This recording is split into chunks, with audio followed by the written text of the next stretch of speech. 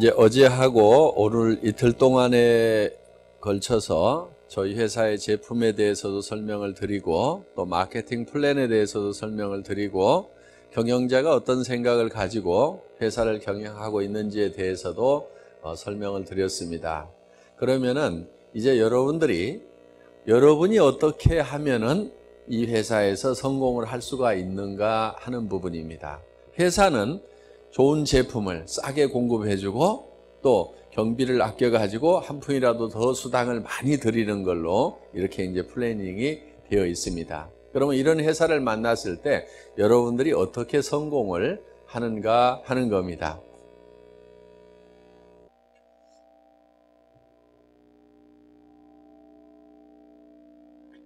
여덟 단계로 나눠 가지고 설명을 드리도록 하겠습니다. 성공을 하시려고 하면은 첫째가 목표를 설정을 잘 하셔야 된다 하는 겁니다. 그래서 이 목표 설정은 어떤 목표를 설정을 해야 되느냐 하는 건데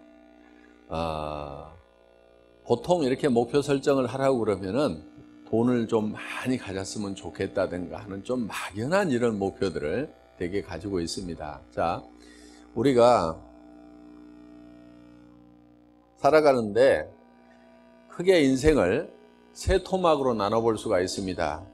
한 30세까지는 대개 공부를 하느라고 준비를 하는 기간이라고 볼 수가 있고 한 60세까지 대개는 일을 합니다. 요즘에는 조금 더 늘어났죠. 건강이 이제 연장이 되면서 대개 한 90세까지 이렇게 노후를 보내게 된다 하는 겁니다. 그리고는 이제 영원한 나라로 이제 돌아가게 되죠. 그러면은 우리가 성공적인 삶을 살았다고 하면은 어떻게 산 사람들이 성공적으로 살았다고 할 수가 있겠는가 하는 거예요. 실제로 이런 통계를 내보니까 60세쯤 됐을 때 결산을 해봤더니 1%만이 성공자가 되어 있더라 하는 겁니다. 즉 부자가 되어 있고 그 다음에 약 4%의 사람은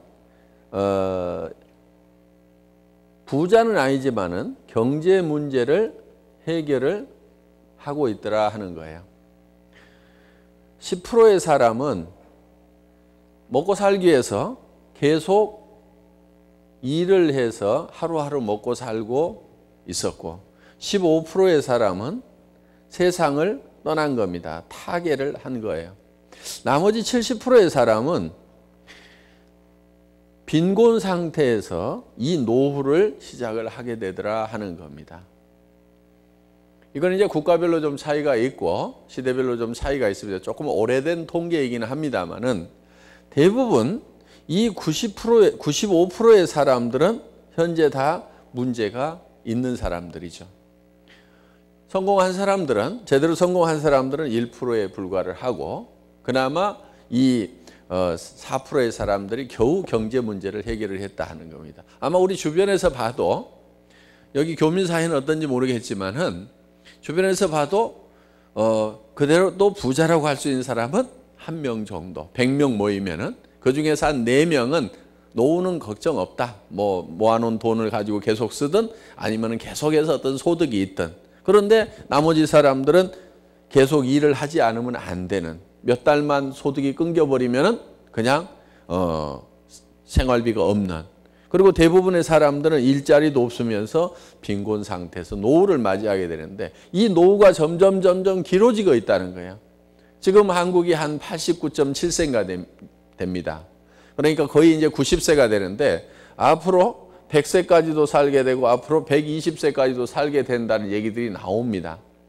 그랬을 때 이 기나긴 노후를 어떻게 보낼 거냐 하는 거예요. 그렇다고 하면은 정말 우리가 어떤 모습으로 되어 있어야 할 건가를 확실하게 머릿속에 그려야 된다는 겁니다.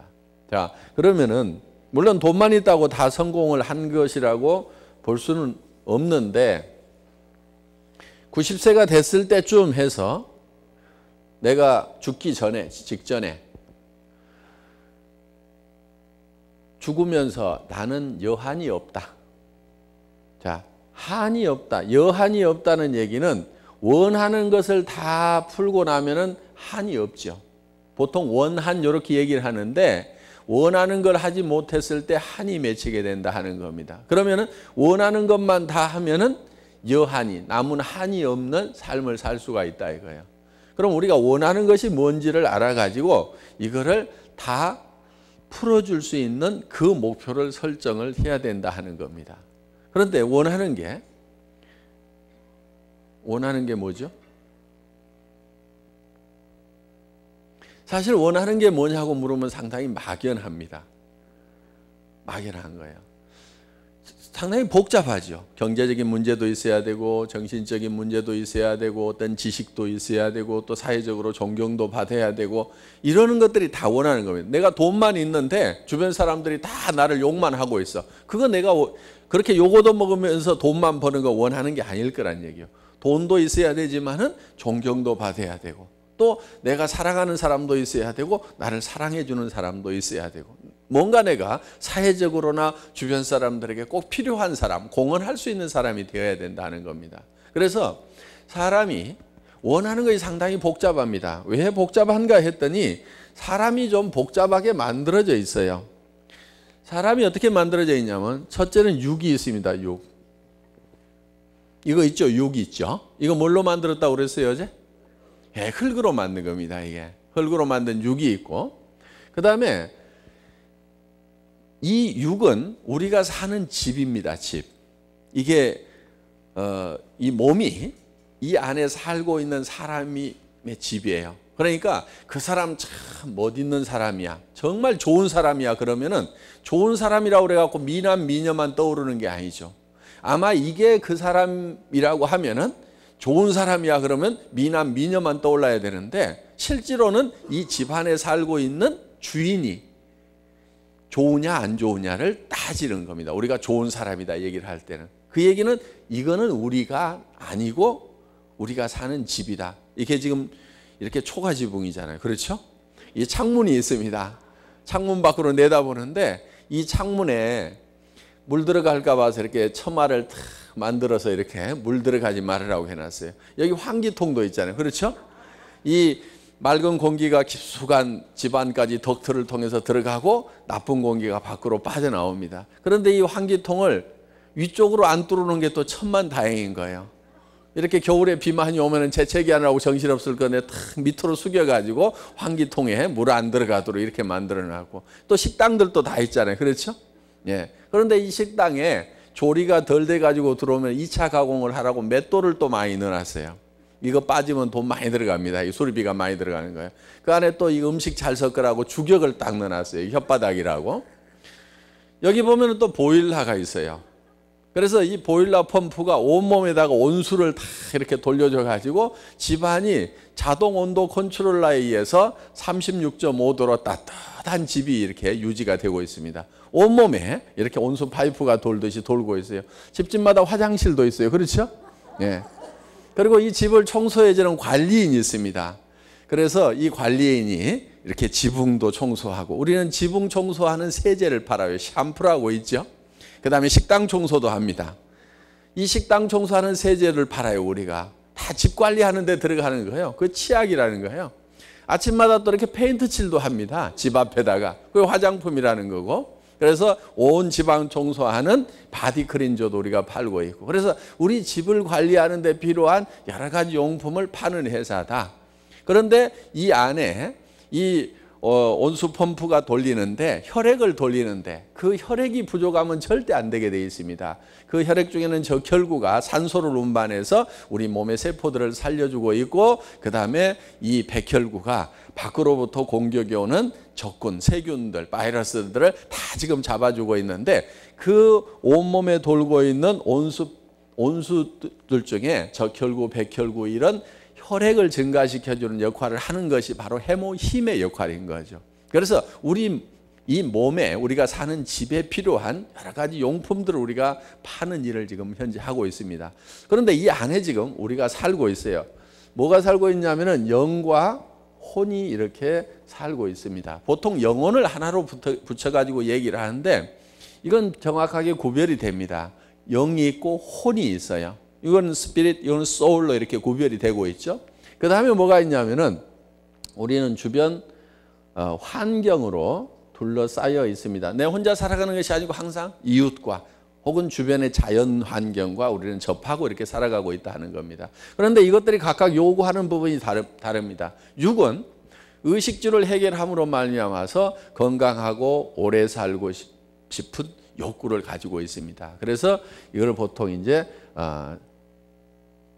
생존 욕구라고 얘기를 하는데 이거는 건강과 그 다음에 장수, 그 다음에 경제적으로 풍요롭게 살고 싶은 이런 욕구를 가지고 있다 하는 겁니다. 그러면 이게 육이 요구하는 바예요. 우리 몸이 요구하는 바니까 이거를 들어줘야만이 우리가 죽을 때쯤에서 한이 안 맺힌다 이거예요. 내가 찌질이도 건강하지도 못하고 일찍 죽었어. 그러면 그게 한이 됩니다.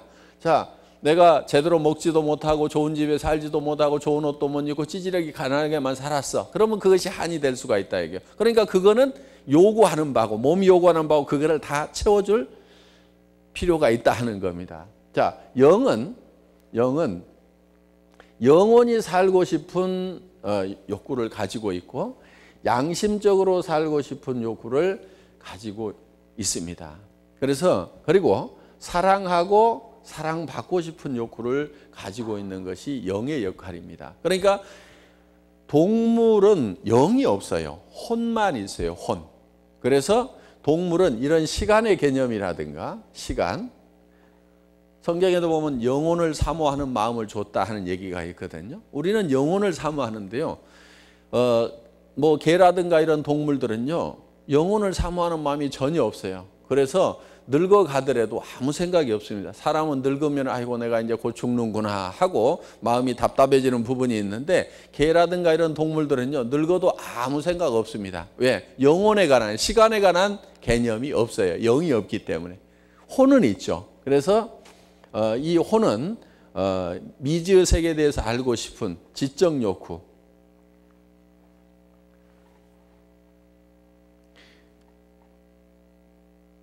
그래서 이 못 배우면은 한이 맺히게 돼 있다 하는 겁니다. 그 다음에 우리는 주변 환경에 대해서는 공헌하고 싶은 욕구를 가지고 있다. 이로움을 끼치고 싶은. 그래서 우리는 이거를 잘 살며 사랑하고 배우고 공헌하는 삶을 살고 싶은 이런 욕구를 가지고 있다. 이 네 가지 요소를 골고루 다 만족시키는 그런 목표를 설정을 해야 된다 하는 겁니다. 그래서 이 네 가지 목표를 골고루 다 만족시키는 그런 목표를 우리는 이름하여 균형 잡힌 삶이다 이렇게 부릅니다.